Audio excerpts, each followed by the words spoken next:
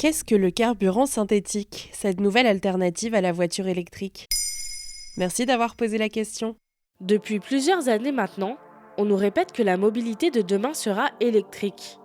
Mais entre le coût, la durée de vie des batteries et la difficulté à les recycler, les temps de recharge, la réticence des usagers à abandonner le thermique et beaucoup d'autres facteurs, peut-être qu'une autre solution s'impose. C'est ce qu'a pensé le géant de l'automobile Porsche. La firme veut que d'ici 2030, 80% de ses véhicules vendus soient électriques.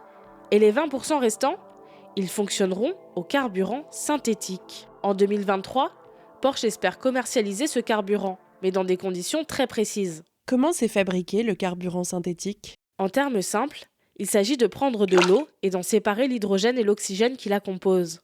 On garde l'hydrogène, puis on attrape les molécules de dioxyde de carbone contenues dans l'air. On mélange ensuite ce CO2, filtré, avec l'hydrogène pour former un méthanol synthétique qui sera enfin transformé en carburant classique. Cette opération nécessite beaucoup d'électricité, car on utilise une électrolyse pour séparer les molécules d'eau, c'est-à-dire une décomposition chimique produite par un courant électrique. De fait, chez Porsche, les ingénieurs ont installé leur usine près d'éoliennes pour garder leur tampon neutre en carbone et utiliser ainsi l'énergie renouvelable. Ils ont par ailleurs choisi une région du Chili connue pour sa météo forte en vent, s'assurant un bon fonctionnement des turbines. C'est vraiment neutre en carbone? Techniquement, oui. Comme l'essence utilise du carbone déjà présent dans l'atmosphère, elle n'émet que celui utilisé pour la créer, pas plus, pas moins. Donc on est bien dans une neutralité. Mais attention, l'électrolyse consomme énormément d'énergie. Sans utiliser d'énergie renouvelable, le bilan est revu à la hausse. C'est la raison pour laquelle Porsche utilise des éoliennes. Et on pourra s'en procurer bientôt? Pas si vite. Porsche a lancé la production et espère fabriquer dans un premier temps 130 000 litres de carburant par an.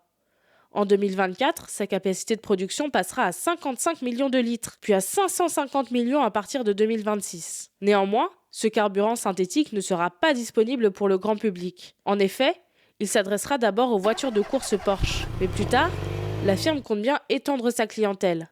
Attention cependant, ce ne sera pas donné. Porsche a annoncé un coût de production à 2 $ le litre.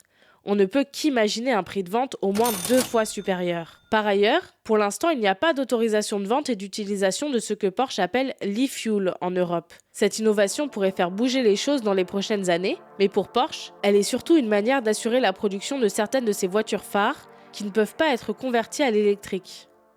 Voilà ce qu'est le carburant synthétique. Maintenant, vous savez.